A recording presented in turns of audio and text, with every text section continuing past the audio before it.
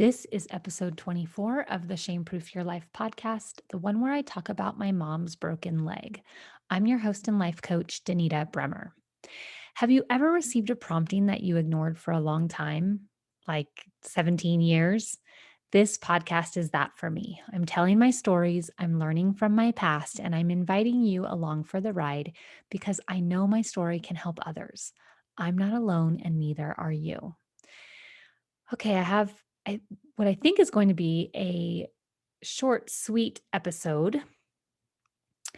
I really struggled this week to figure out what story I wanted to share with you or what message I wanted to share with you. And I do have a list of kind of stories from my life. It's just really a brainstorming list that I created. And I had a couple of ideas, and then I consulted my list, and this one kind of popped out at me. So I hope you enjoy it. If I had thought more in advance or like planned out these episodes more, I would be telling this more around Mother's Day or my mom's birthday, which is also around Mother's Day usually. Um, but this one just kind of stood out to me, and it is when my mom broke her leg. So, when I was about 11 years old, and I can only place this because I know she broke her leg plus or minus a couple of weeks from when she found out she was pregnant with my little sister.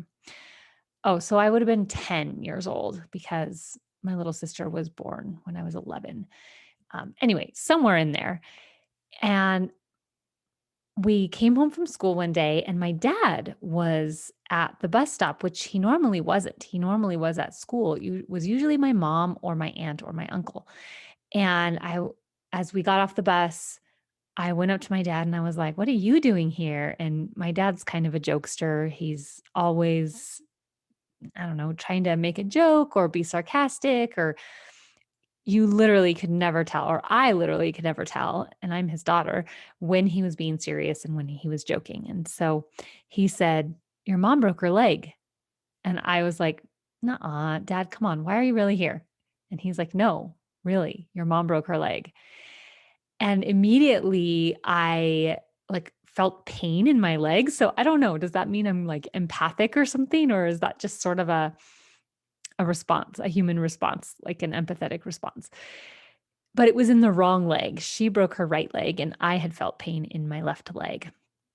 Anyway, so we went home. I can't remember exactly if mom was already home or if she was still in the hospital, but um within a day or so, I think she might have still been in the hospital and we went home without her. That's why dad was at the bus stop. And I think it was the next day that she told us what happened. So, if you've listened to my earlier episodes, you know that we lived kind of in the middle of nowhere out on this property without running water or electricity. And my aunt and uncle came and lived with us on our property. My parents were very generous to, I don't think that they charged them rent or anything. I could for sure be wrong about that. But they just had this little, when they first moved there, they just had this little tiny trailer and they have four kids and it was not big enough for them. So they built around the trailer kind of another sort of a room. That's where their wood stove was, and I think they had some bunk beds in there, and then they built an upstairs where my aunt and uncle had their room, and they had, like, this little porch off the side, so it was kind of all built around this little trailer, but the steps into the porch were quite steep. There were only a few of them, but they were pretty steep, and right at the bottom of the steps was a tree and a tree root. And my aunt had had a baby. So my little sister is about a year younger than my cousin. And as the story went the way I heard it, my mom was over at their house and was holding my cousin, who was an infant at the time. And she stepped down these steps and somehow stepped just the right way or just the wrong way into this tree root little dip thing. And she fell. And of course, she was holding my infant cousin, and she was protecting my cousin. And my cousin was fine. My cousin wasn't hurt at all. But somehow in the fall, in order to kind of protect my cousin and just how her leg went or whatever, I don't know exactly, her leg broke. And it didn't just break like a regular break, but it was a spiral fracture. So instead of just kind of like breaking straight through the bone, it spiraled down. So it's kind of a fracture along the bone in a spiral down. And I think it was a couple weeks after she broke her leg, or maybe a month or so, that she found out she was pregnant with my little sister. And so, because she was pregnant, her leg took a really long time to heal, like 9 months. I think even when I can't remember for sure, but I think when she went into the hospital to have my little sister, she still had a cast on her leg. And then while she was there at the hospital, they said, okay, we can take this off now. So, kind of, it took as long as it took to, you know, create a baby, it took her that long to heal her leg because all of her nutrients and vitamins and everything that would be going to her leg were going to the baby. And so it was a long time that my mom was hobbling around on crutches, or I think eventually she had a walking cast. And the main reason why I wanted to share this story was because you know that if you've listened to my earlier episodes, that my mom passed away when I was 20 years old. So it has been 20 years almost. No, yeah, it's been over 20 years without her. And sometimes I look back on things and there's not too much that I regret or would change, but how I acted when my mom was in a cast, at least on one occasion, but I'm sure on more than one occasion, is one of the things that I'm most ashamed of. I remember there was a day, and I'm pretty sure this was in the summer. I just remember it being warm and nice outside. My mom had asked me to do something. And remember, I'm like 10 years old, and I didn't want to do it. And she got upset at me, and she was like, "You come here right now." And instead of doing that, I just ran away from her because I knew she couldn't catch me. And now I'm like, "Oh my gosh, that is such a little pill thing to do, right?"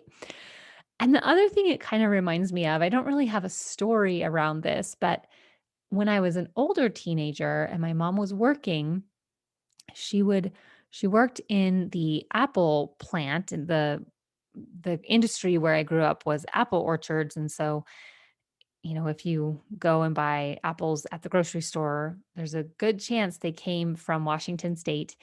And just the whole process from getting the apple from the tree to the store is like, and actually, I think it's a fascinating process. But she worked at one of those apple plants and was on her feet most of the entire day.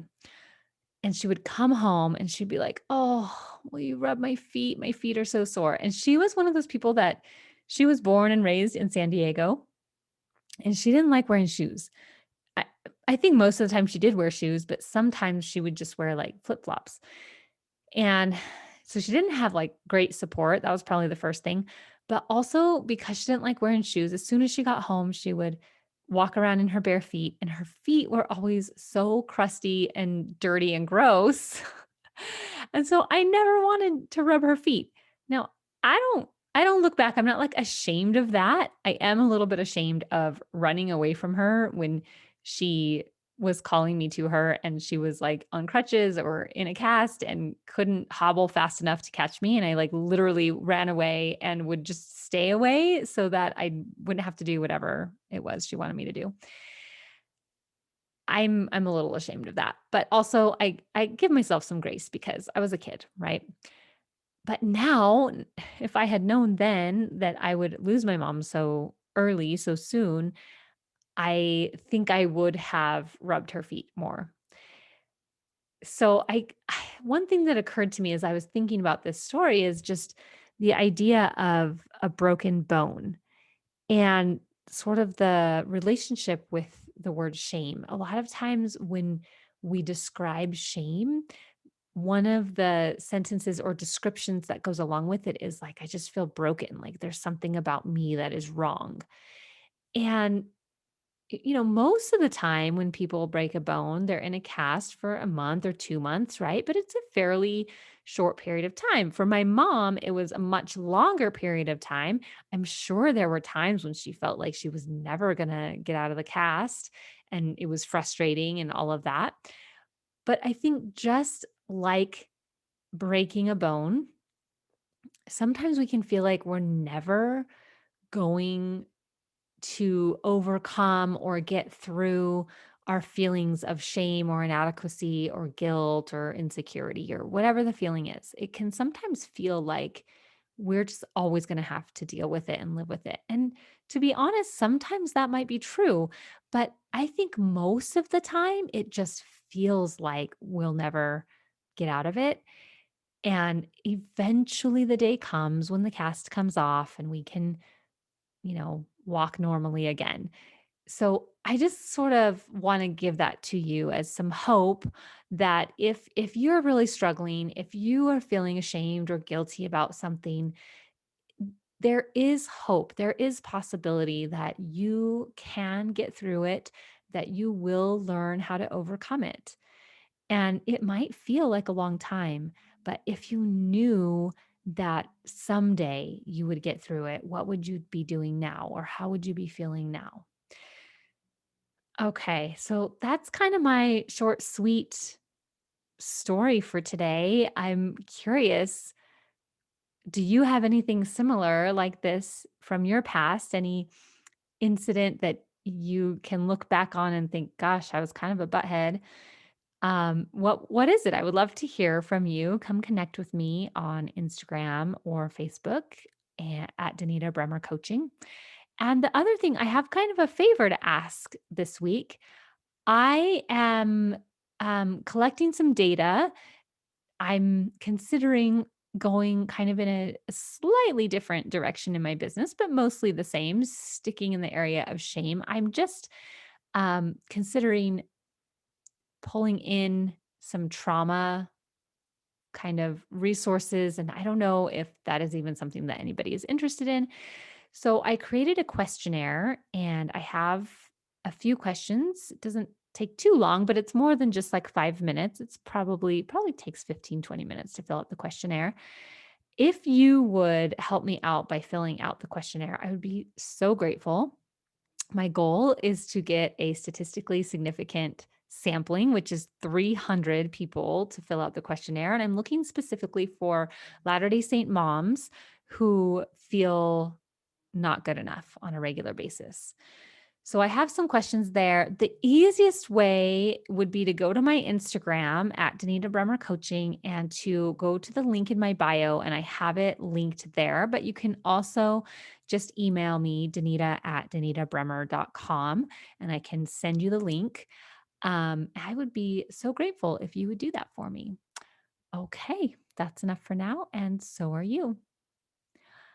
Shame, guilt, inadequacy, insecurity, they usually want to hide, which means you never know who's experiencing them.